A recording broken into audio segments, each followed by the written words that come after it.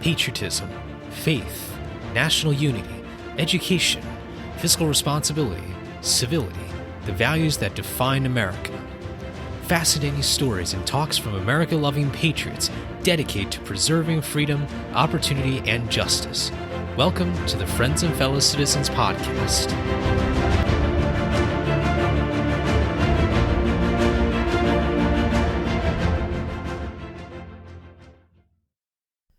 Hello, everyone, and welcome to episode 138 of Friends and Fellow Citizens. I'm your host, Sherman.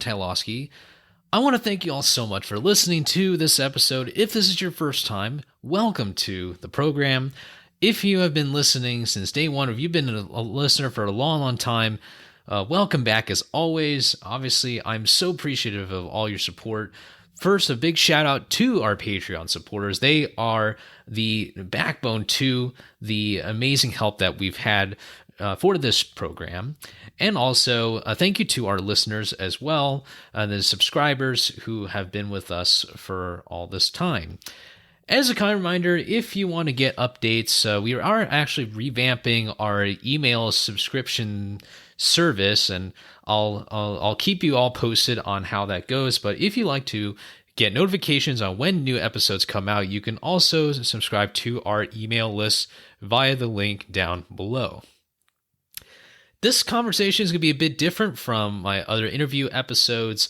This guest I worked with for 4 months in the early 2021. She's a fantastic person, very, very vibrant, really brings out also a lot of knowledge about Capitol Hills, which is kind of the center of what we are discussing today. And I hope you will enjoy this bit of a different change of pace when it comes to interview episodes. And I just appreciate, once again, all of you for tuning in. This conversation ran a bit longer than I thought, but obviously I want to include all this content for all of you to enjoy. So I have split this into 2 parts. So this is part 1. And you can listen to part 2, link down in the show notes below. Definitely listen to the entire thing, but just to keep it a bit more palatable for the listener, I'm going to keep it at about 45 minutes for each part. With that, let's get right into our introduction. Sarah Selip has nearly a decade of experience in political public relations, coalition building, and strategic communications, which has given her a deep understanding of the media landscape. She has worked closely with prominent figures in the Republican movement, including on state, House, Senate, and presidential campaigns. With her extensive background in conservative politics, Sarah is well equipped to shape public perceptions and foster positive relationships between clients and the media. Her work has been featured in publications such as The New York Times, Wall Street Journal, USA Today, Fox News, Newsweek, New York Post, and The Washington Examiner.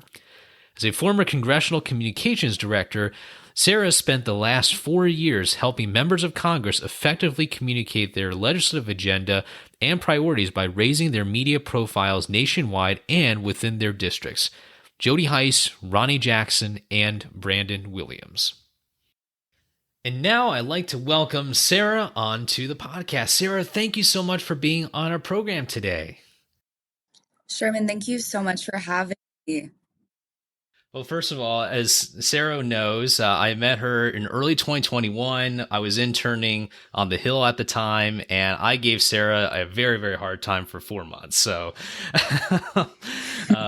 just kidding. Hope I didn't cause as much trouble as I like to say. But no, Sarah's been an amazing person. Was an amazing person to work with, and just keeping in touch is fantastic. And Sarah, I just want to say it's so great to connect with you again. And let's talk a little bit about yourself. How did you get to the point of working on the Hill? You know, what were your kind of interests in politics in the early years?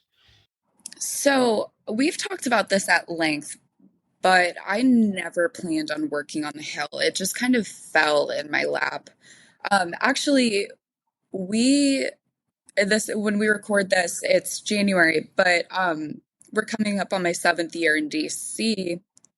I decided halfway through my senior year of college to move out of DC, pack up my apartment, and just within 2 days, I decided, hey, this is what I need to do. I started interning in DC for a public affairs firm which was absolutely wild. And my first day of work was the day before Trump's inauguration.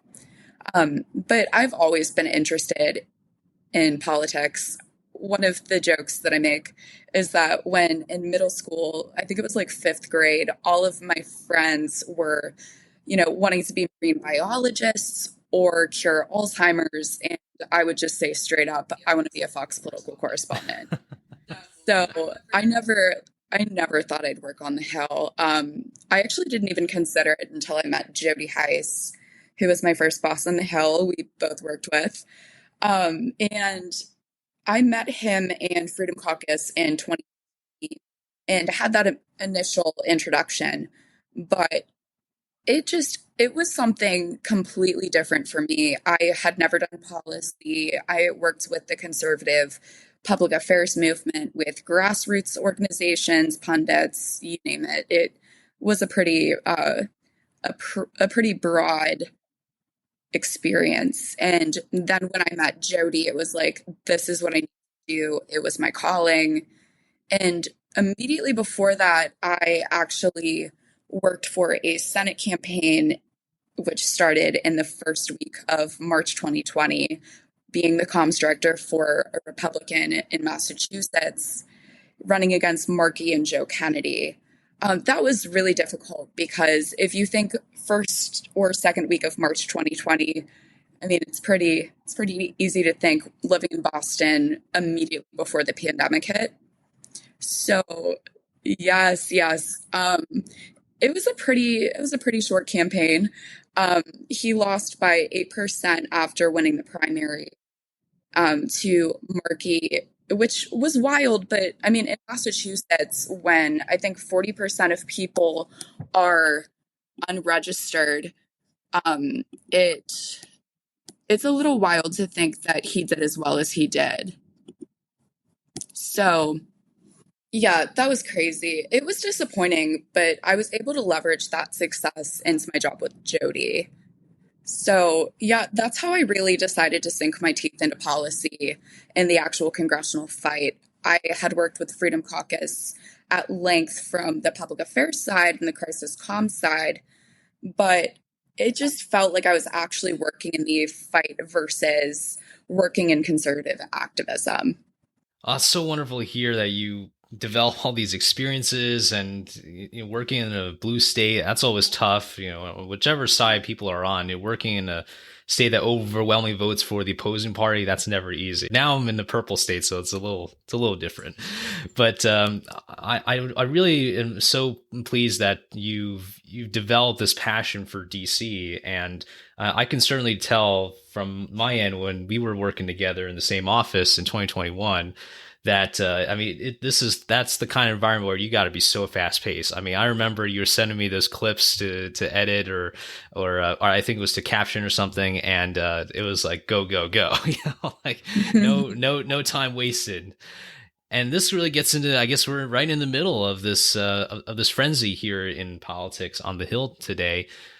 Tell us a little bit about what a typical day was like for you on the Hill, because I know a lot of people see the kind of busy lives that members have, but one thing I got from my internship was how busy everyone is in that office. And so tell us about what that was like, and especially in the comms department here. So, Sherman, you know this firsthand. How many cups of coffee do you think I had in a day? It's almost up to probably liters by now. A lot. Honestly, I think I was at 7 I believe when that. we met, which is absolutely insane. And you know this firsthand. So much of the success on the Hill comes from the extremely dedicated staffers. The ledge team drives the policy and the comms team amplifies it. I was really lucky with Jody that he was as comms heavy as he was. But circling back to being a comp director on the Hill, I started with Jody in April 2020, which feels like forever ago. But at the time, I was the youngest comms director on the Hill, which I didn't expect, which came with a lot of pros and cons. But I was working with people over a decade older than me who interned on the Hill, had that immediate campaign experience, And that was something I never even thought about. Like campaigns weren't my thing. But like working on the Hill, the pomp and circumstance literally never gets old. Like, seeing the Capitol and the marble, but if you get down to it, it's just a constant go, go, go. If you're not working on something, you find something else to do. So we have this joke that the government is run by 30 somethings, but it's accurate on the Hill.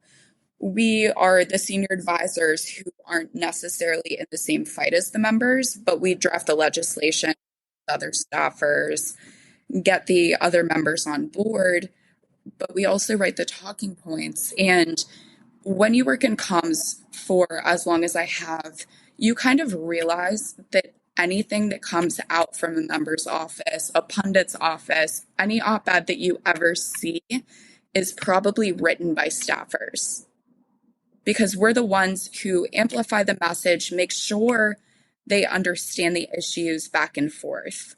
So day to day, I would wake up pretty early, and this is just kind of how I am in general. I mean, you know this, I'm kind of neurotic. I would wake up and immediately check the news and send Jody or my other two bosses who followed the news of the day, flush out talking points and craft some tweets. I would take probably two Keurig pods, make those by 9, and just hightail it into DC. Yeah, So, yeah. well, and fit in with, was it Pilates or no, it wasn't Pilates. It was, I think it was CrossFit or something. You were also doing that too. So You have to. It's good for your mental health. I would switch between my Peloton, Soul Cycle, Pilates, anything like that. I'm one of those people who can't just like go to the gym, because I would watch the news while doing it and immediately find things for the boss to talk about. And they're just like, Sarah, it's like 5 a.m. What are you doing? And I'm like, I literally never turn my brain off. well, I certainly hope that I saved some brain cells for you during that time. And it wasn't in the job description, but it was certainly implied, I think, as I was working No, there. seriously. And just for the listeners, like Sherman was probably one of the most competent interns we ever had. And that's saying something. Like interns have fallen asleep on couches in the office, and Sherman was always like, hey, how can I help on this? Sarah, what can I do? And a lot of interns want to come in on the policy track, but Sherman knows those kind of issues back and forth. So having a support system and someone I can bounce ideas like back and forth with was so helpful for me, because our ledge team was down to brass tacks. When they weren't taking meetings, they're drafting legislation, walk and talks with the boss, or just finding other things to do. But there's a huge difference when you're in session versus out of session. And this is kind of surprising, but when you're out of session, you're probably busier than when you're in session. Well, thanks so much for the kind words, Sarah. I have to say, I have Of to add course. is that what it's something I have to add here is that without such a great office vibe, and it's really from the member down all the way to the staff assistant, even in my fellow intern Chase, we really, I think, had a great time together for the first 4 months of 2021 when I was there, and I owe it to the people like Sarah who really, that sort of vibe, that sort of relationship that you can build with someone, especially working in that kind of unique environment.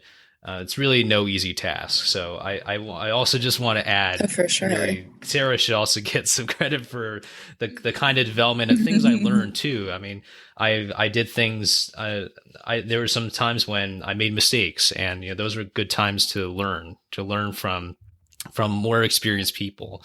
So, and Sarah, of course, is one of them. And so I just want to put that in there. Thank you. Thank you. And it's funny because like we're almost the same age. And it's really fascinating when it came to the Heist office. I've had jobs before where, you say like it's a family environment, but the Heist office is really what made me stay. We have this running joke that it's a cult of staffers because there's this tagline that we say it's Heistland rolls deep. Our chief at the time is now the executive director for Freedom Caucus, and Tim is one of my best friends on the Hill. He is absolutely phenomenal, and now he's one of the most influential people in politics. So, if that's any indication of how we kind of found our way to get into politics, influence members, Jody Hice was one of the founding members of Freedom Caucus and has a lot of credibility just as a stand-up guy, but also being one of the biggest members in the fights with impeachment, election integrity, you name it. He has been there. He knows how to do it. He's lovable as a staff level, but also respected on both sides of the aisle. And even when he retired in January 2023, members on the oversight committee on the opposite side of the aisle even came up to him during his last hearing and said, "Hey, we're going to miss you. You are great. You are phenomenal to work with, and you are a brass knuckles fighter." That's incredible. I'm not surprised that Congressman Heiss got that respect. I felt that too. I'll never forget when I first started, and things we were still kind of figuring things out in the office there because we had moved to a new office, a new location, and it's really that kind of first few seconds of impression that someone can make that can really shape a difference. And I'll never forget those times when the congressman was flying back to Georgia, and he was say goodbye, and it was just it's the small things, the small things when you get to say hello to the member. I'm just so grateful for the opportunity to have worked with a member like that. Oh, 1,000,000%. And it was always so surprising to me because when you work on the Hill or before, you think that there's such a big ego from the top down. But we were so lucky. Everybody in the office had the understanding that Jody's name is always on the door. Personal politics play no role in your job. You can't have an ego. And everybody was there because they loved and supported Jody and they were aligned with his mission. And it was genuinely like a family, top down. Like, we're all so close with our interns. Like, Sherman and I kept in touch for it's been like 3 years at this point. And oh my gosh, that's insane. A lot has happened, and I've interacted with Addie as well, and I received a message from Nathan not too long ago. So you're absolutely right, Sarah, and I think what you're touching upon here is so important, which is the importance of building positive relationships. A lot of times I think in politics, they always want to put themselves in the fight, but they never really build a coalition, or they never try to understand how people are feeling, even if it's people within the same party. But when you build these kinds of relationships that last far beyond a short stint, like a 4-month internship, that really means something. And I can't stress enough how valuable it was to not only get to know the people in the office, but just I want to have a big shout out here to all the people outside the office who I got to meet as well. And that Dunkin' Donuts, boy, that's probably the most productive Dunkin' Donuts I've ever been to, because the kinds of conversations and what you get to hear from staffers who work just as hard as Sarah. I mean, it's unbelievable. Like you say, coffee really helps. Maybe coffee really helps run the government, or maybe donuts. I guess that it's kind of up for debate nowadays. Yeah, it's if it's not coffee, it's donuts. And it's so funny. Sherman was the kind of person, I mean, you guys know this listening to the podcast, but when he wasn't grinding out work, he was living in that Dunkin' Donuts. And in DC, it's fascinating because from the swamp mentality, there's this idea that it's kind of just hurting the relationships on the way up. Like, why wouldn't you screw people over to get to your next job? And I have this motto that you have to be careful with the relationships that you build on the way up because you're going to see them on the way down. So you're going to be working with these people for the rest of your life in DC, from your internships to your senior careers, even as like if you run for office. Like case in point, him working for Jody from day one and now being the executive director of Freedom Caucus. And I am so blessed that he is one of my dearest friends. And I am so proud of him and everybody in that office because everybody was set up for success. We have so many LAs for senior members. We have someone at the Ways and Means.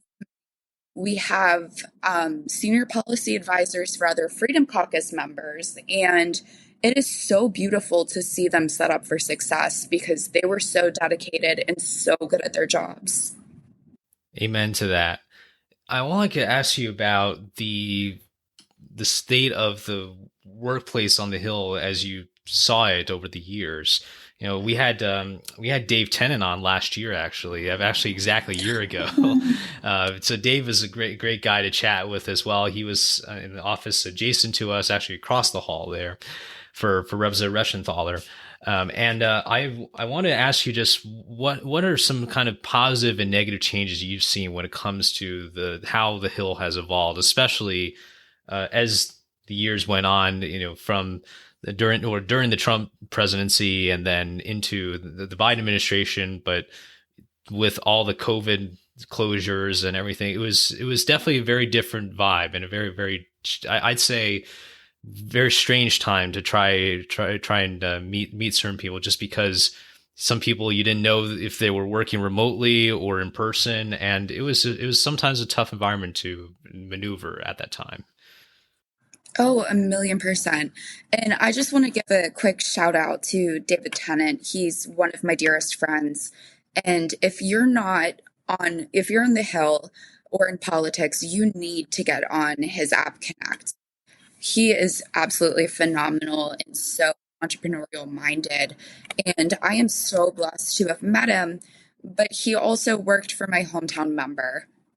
And that is such an awesome thing to see someone like David crushing it for someone I vote for or voted for, and plays a direct role with my family and just making sure Western PA stays red. I love him. He's the best. He is. He's absolutely, and he listens to podcasts because I heard a guy to tell me that one time in an elevator, out of all I love places. him. I love Guy. He's one of my favorite members of Congress. He is. He's amazing. Well, real quick, I when I spoke to him, and I only spoke to him for a couple minutes because he wanted to catch an elevator. So I was in the elevator first, so I got the elevator for him. But I never felt like he was, way up here, and I was just, some lowly intern. I felt like we were just two people talking. It never felt like you were too small as a person. You got to respect that person for who he is, and I felt the same way. I felt it was reciprocated. Jody is like my dad. I love Jody. He is one of my favorite people in my life. And right now, I mean, this is recorded in January, but he wrote a book about his journey with election integrity and the fight with Freedom Caucus. And I am so blessed to have played it since November 2020, when he was the first person to really make that his niche. So he ran for Secretary of State in 2021 against Brad Raffensperger, but he kind of got screwed over because in Georgia, Democrats can cross the aisle. And Brad Raffensperger had such a wild name ID at that point. But even now, he has made that such a huge part of his fight in politics, even after leaving Congress. So, circling back to the question, it's wild. I I usually don't talk about my stacked resume because when I think about the Hill, it's my time with Jody. Let's circle back. Okay, so Freedom Caucus. Jody was very supportive of Trump. I started working with Freedom Caucus in 2018 and had the opportunity to work with the members of the Oversight Committee in 2019. And that's how I was first introduced to Jody. He was one of the biggest players in impeachment. He was a senior member of the Oversight Committee. And when he retired, he had been in Congress for 8 years. So that was wild because at the time, like I told you, my first day of work was immediately before Trump's inauguration. And Jody and Trump had a phenomenal relationship. Trump endorsed him the day after he announced that he was running for Secretary of State, and they talked all the time.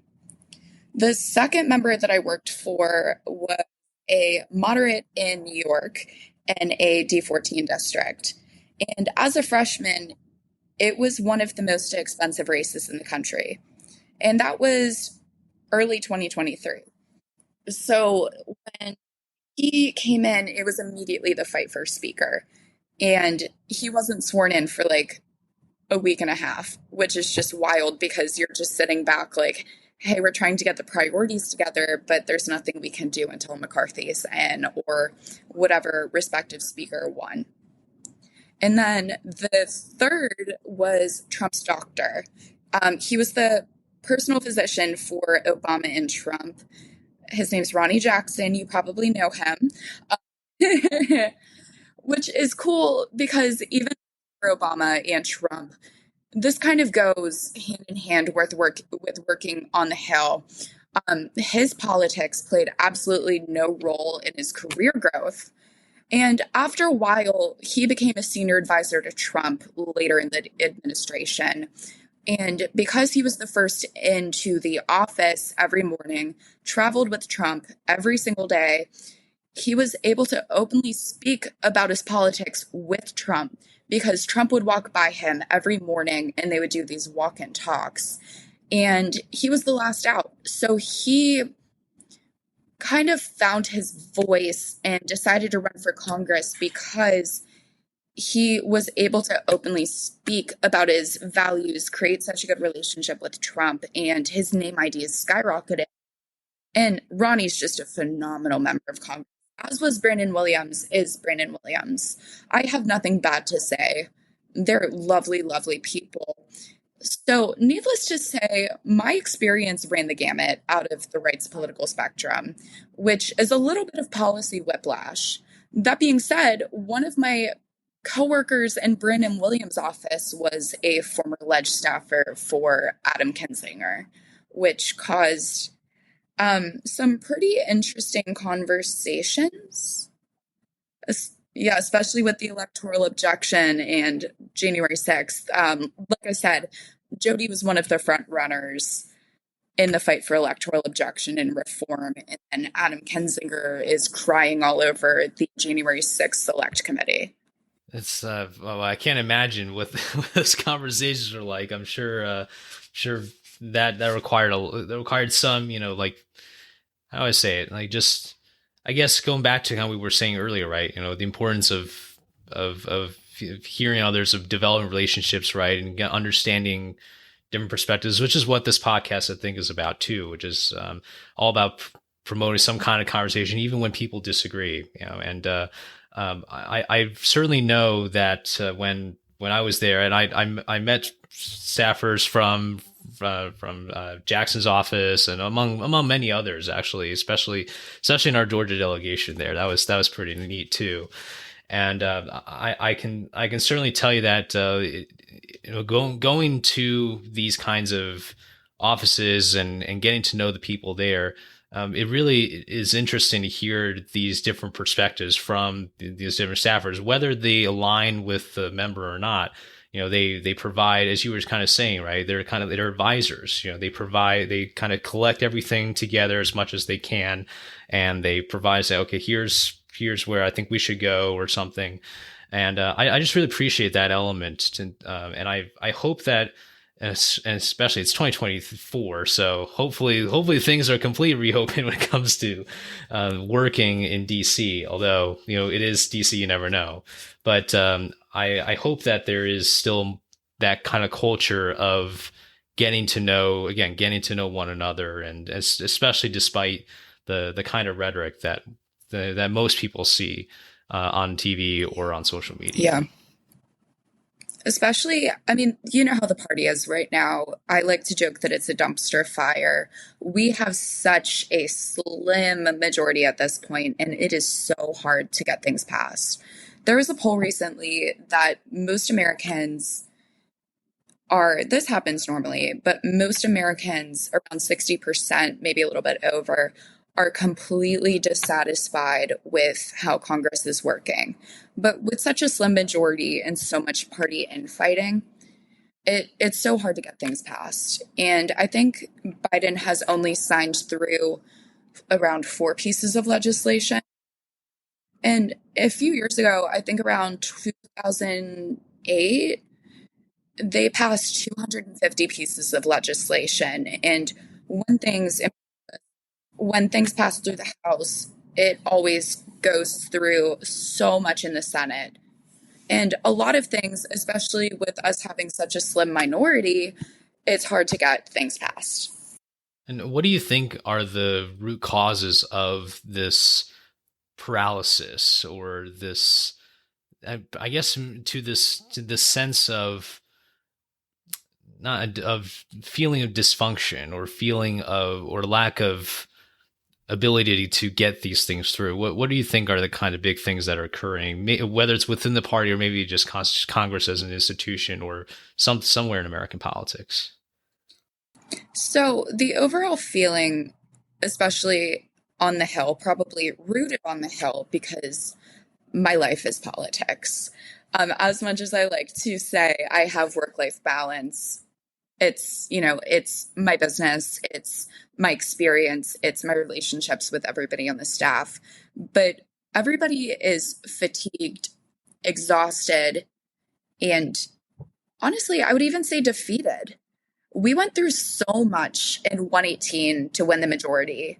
Everything we went with McCarthy to win Speaker, and then the dumpster fire that was getting McCarthy ousted with the motion to vacate, with 8 appropriate bills still standing. I just want to say I share how you're feeling in terms of the feeling that you really want things to change, but that change is incremental anyway. And yet, it's even more, I guess how you say it. It's overwhelming. I really think that.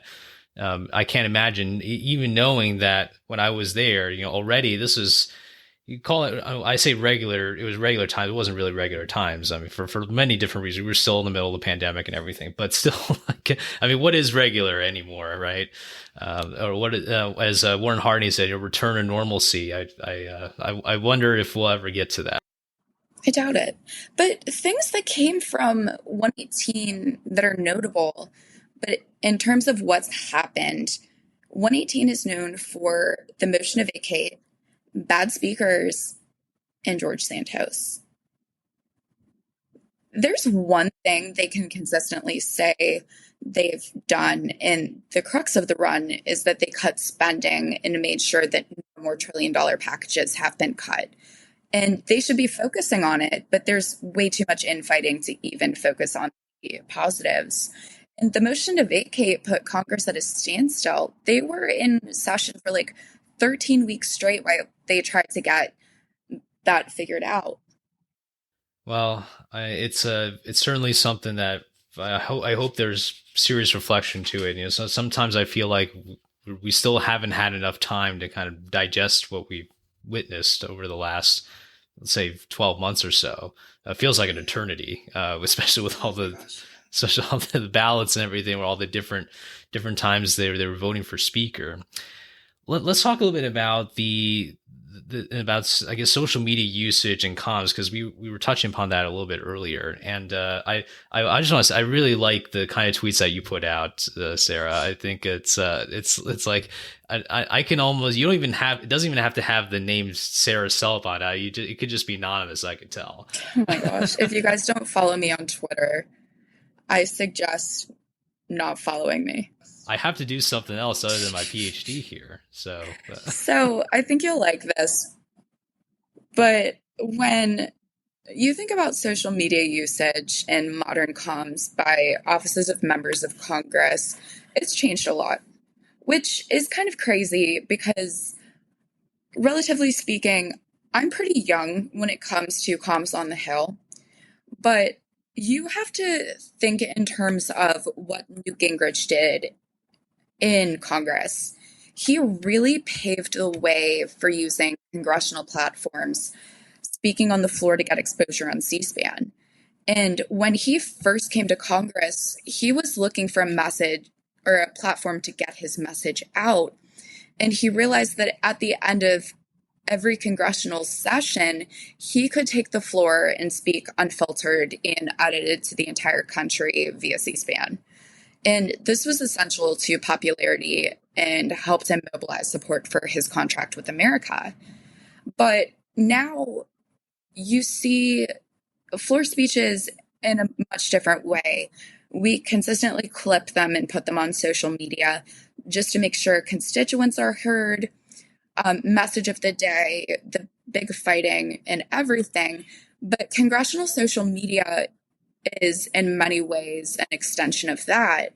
I mean, Louis Gohmert, who's one of my favorite former members of Congress, he really emphasized on that. He would go onto the floor immediately after they closed votes, and he did this thing called the Gohmert Hour, where he just went unfiltered.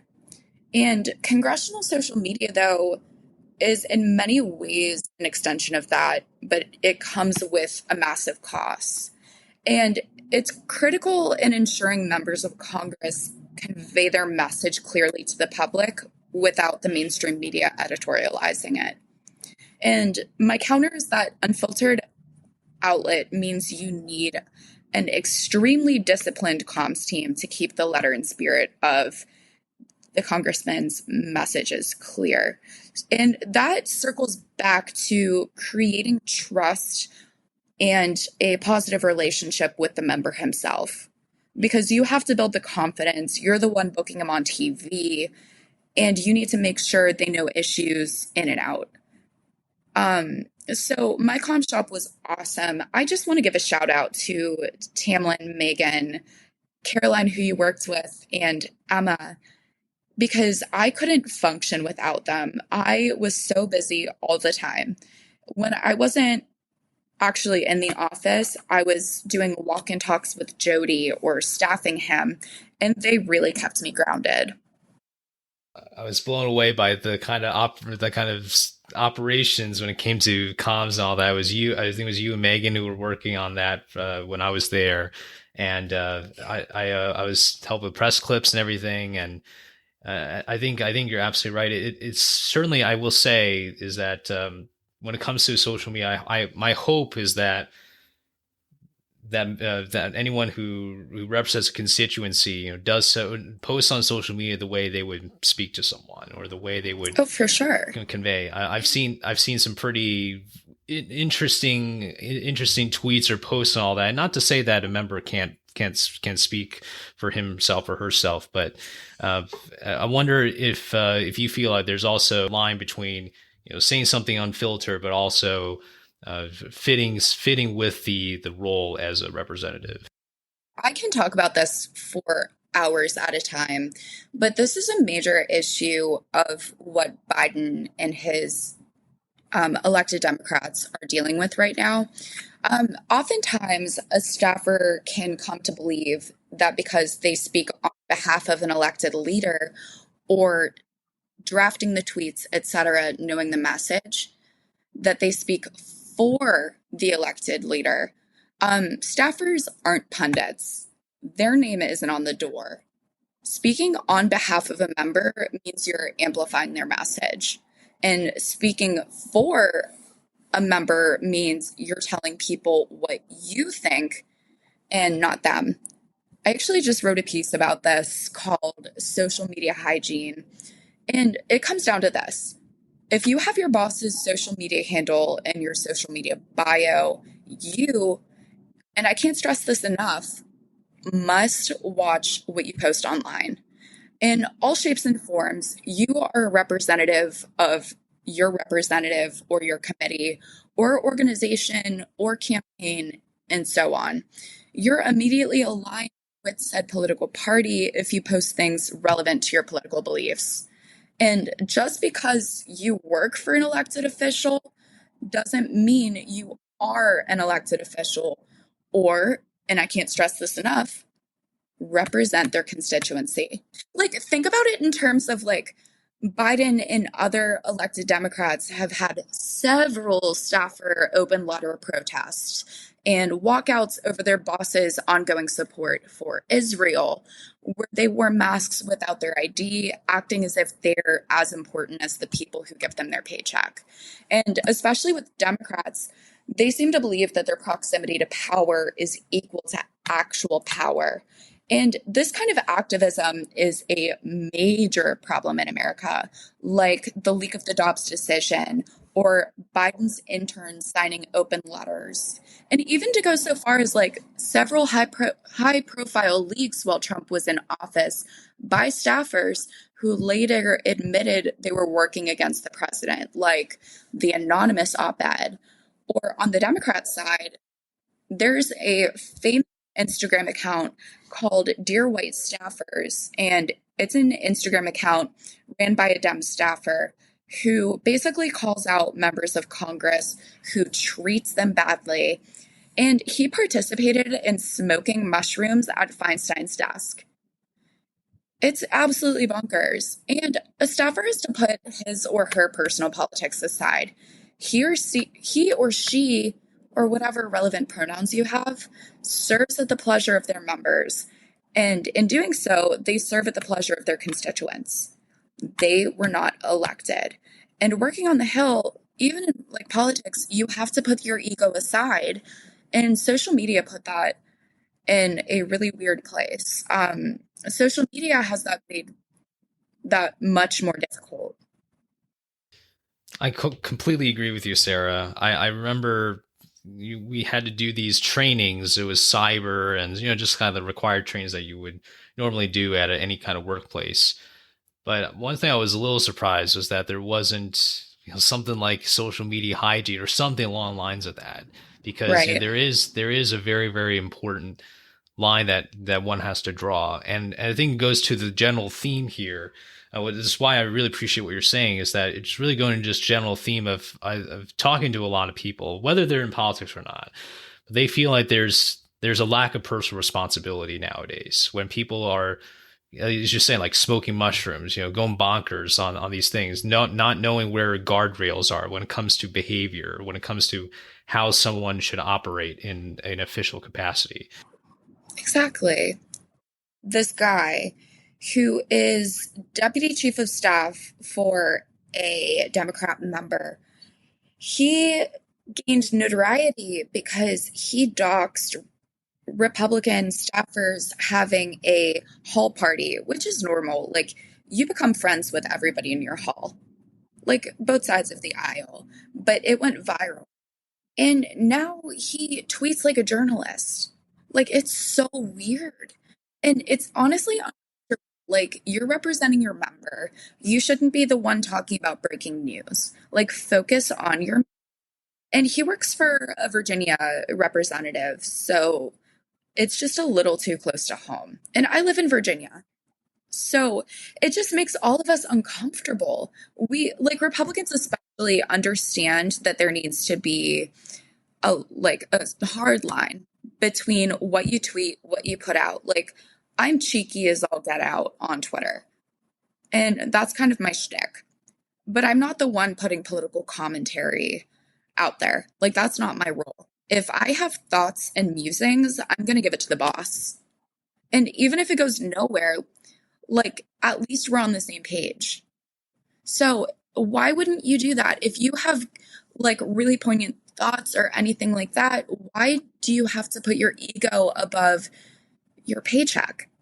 Exactly. And I would say, be given how these offices, when it comes to the member, right, in terms of how important the member is, if I were a member, I'd also, hopefully I would take responsibility for things, showing the leadership. We need leadership Right. nowadays. And I don't feel like a lot of people are getting that. Even going so far, like I've told you this at length, but before I joined the Hill, I actually did a pretty decent amount of political commentary. I did a lot of TV and radio. And when I came to the Hill, it was immediately like the understanding I can't do that. It's not me, it's Jody's name on the door. I did not care. Like, I love Jody, and I would never, regardless of my boss, think that I was holier than thou in that way. Like, I'm not a pundit. Jody, in a lot of ways, was the pundit, and everything that I would do for myself, I learned how to do for the boss with his voice. Well, I admire just how you recognize the experiences that you've had and the lessons you've learned, and through the posts that you've made. And we'll talk a little bit about 917 strategies a little bit. But I've read your first few posts already, and I'm really amazed by it. Not just the way you can communicate to these kinds of staffers or potential staffers, but also just the people who are interested in politics, but who want to learn from someone who is a lot more experienced. So just someone like yourself. And I hope that there is, again, more of an emphasis on this element of personal responsibility and recognizing those boundaries there. That is the end of part 1. Part 2 is down in the show notes below. Make sure to click on that link to continue the conversation with Sarah Selip. I hope you're enjoying the conversation so far. We will talk more about January 6th, about the 917 strategies company Sarah started, and much more in the following part 2.